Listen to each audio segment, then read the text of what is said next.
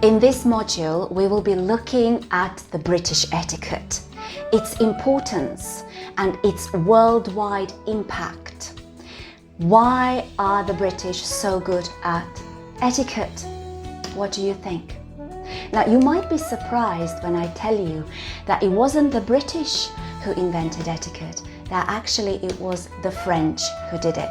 It was Louis XIV who decided to make sure that his courtiers behaved at court.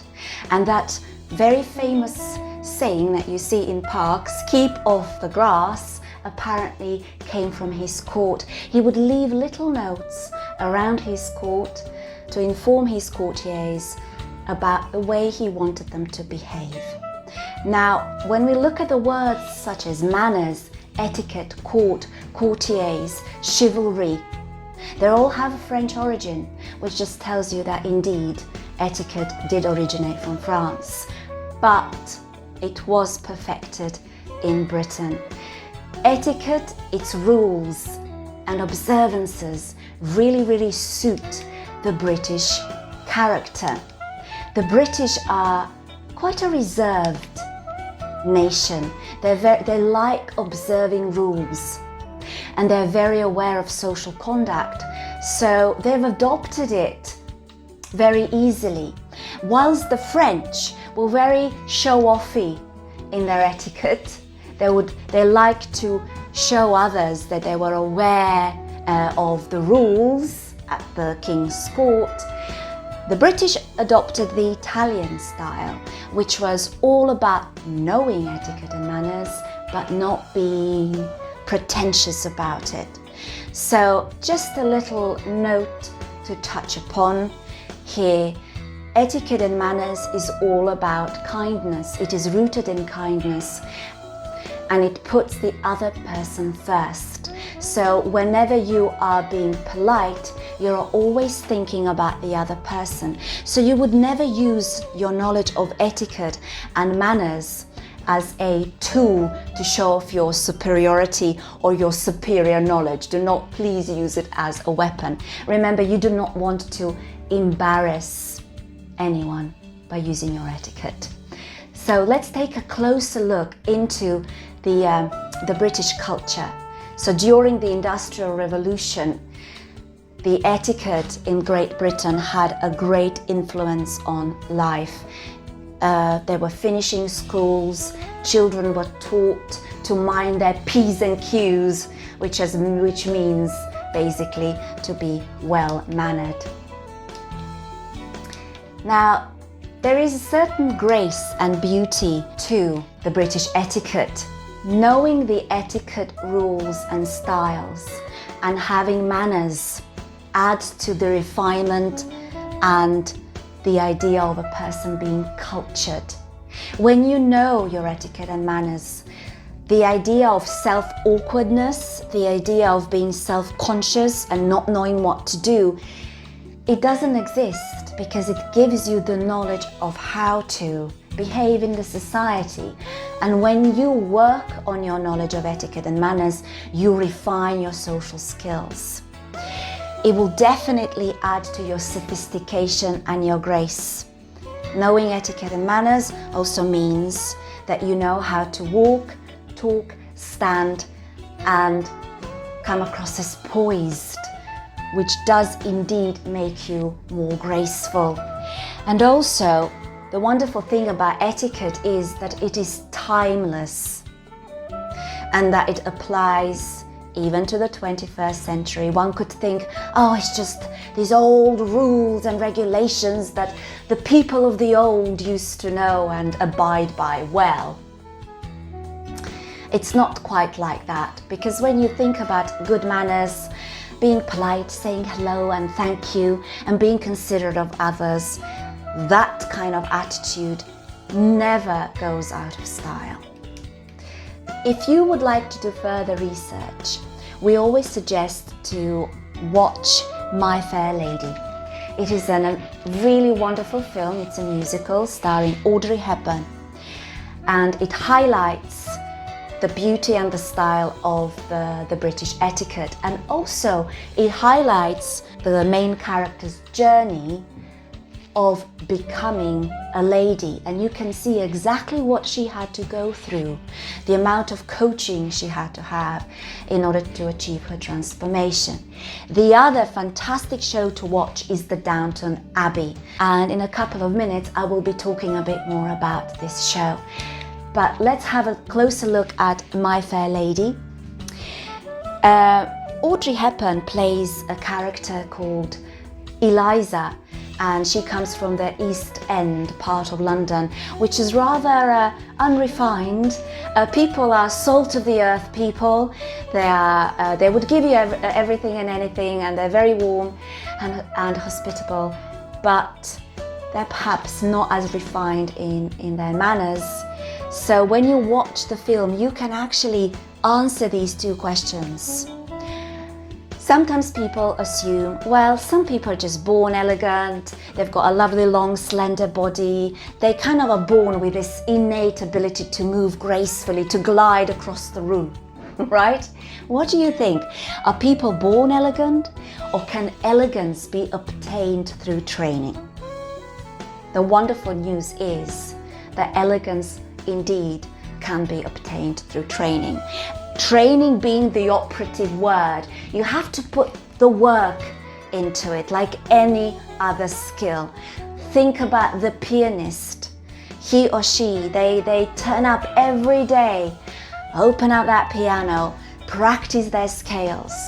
So as an etiquette consultant, or as a person who would just like to improve their elegance, please remember that it does require time and effort and training, like any good thing in life. Now, this is what I was talking about. This was Eliza before she had her training, and her transformation was that she became a well-mannered lady of society. And again, please do invest your time and effort in watching this film. It is wonderful. The other show we talked about, and we mentioned for you to do further research on, is Downton Abbey. It truly is a masterpiece of British history and protocol. It is wonderful to watch. It tells a story between the English nobility and their staff, and you can see the dynamics between them. You can see how they communicate to each other, how they relate to each other. And what is fascinating to observe, at least for me personally, is that there is actually more structure and more protocol within the staff and how they talk to each other than the actual nobility. The family is quite relaxed, but also it's worth mentioning that when they interact, nobility and the servants, they are very polite to each other. Yes, there is a clear distinction that there are masters and servants, but when the masters speak to the servants, there is a way of, they speak in a very polite way, a diplomatic English. So we always suggest for our clients and customers, and even the people that we train to become etiquette consultants, to spend some time watching Downton Abbey. If English is not their first language, to actually really listen to the language and the phrasing, to understand and get a hold of speaking politely and diplomatically as a native English speaker does. Now, the other thing that's worth mentioning is that Downton Abbey, one of the advisors on the show was Alistair Bruce. He was the historical advisor. Now, Alistair Bruce also is part of the Queen's, Queen Elizabeth II household. He is one of her staff, so he really does understand the etiquette and manners, the protocol really well. One of the reasons he worked on the show was because back in the day, the nobility's households were modeled on the actual Queen's or King's household. And the idea was, if the King or the Queen ever decided to visit an Earl or a Count or a Duke, that the staff would know exactly how to behave. They were trained in royal protocol. So that is just a little bit of further information about the show. Now, you might think, well, it's all well and fine, but this happened 100 years ago. Who cares about this? Loads of these rules and regulations might be so outdated. They do not apply to our everyday world, a very busy and fast-paced business world. But actually, most of them still do. Because remember, etiquette and manners is all about relating to other people. It's rooted in kindness. So these courtesies, these rules are time-honored and timeless. So if you observe the staff and the nobility in Downton Abbey and learn from them, you will actually gain some incredible insights and some incredible and in-depth knowledge of etiquette and manners. And clearly they still are applicable in all areas of life, whether if it's social or business, or even the ceremonial such as weddings and christenings. The social etiquette displayed in Downton Abbey, the rules are pretty much still the same. Now, the other aspect that indicates that we are indeed talking about rules and protocols that are timeless is when we look at the way the people dressed approximately 100 years ago. When we look at the style of dress, men and women, nothing much has changed. Perhaps a certain cut or a fabric is different.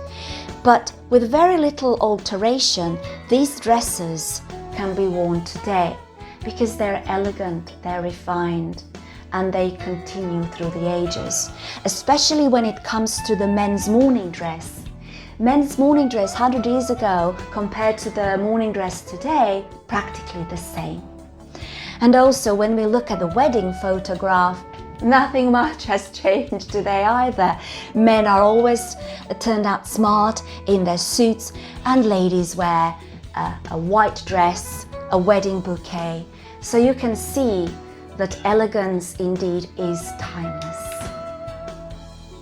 Some further examples of ladies wear, accessorizing as well. If we take a closer look at these photographs and examples of accessorizing, today we women accessorize in the same manner. We've got our earrings, necklaces, a good watch, a nice formal evening gown, a nice clutch. So practically nothing much has changed. And then when we look at the gentlemen and their evening formal wear, again, there might be slight changes in the cut, the fabric, the style, but pretty much the morning dress is the same as it was back in the day with a long tailcoat. In fact, in this photograph, what we observe is the evening formal wear. It is the white tie. And again, if you compare it to today, the white tie, highest formal evening wear for a man, still has a white bow tie and a long tail coat.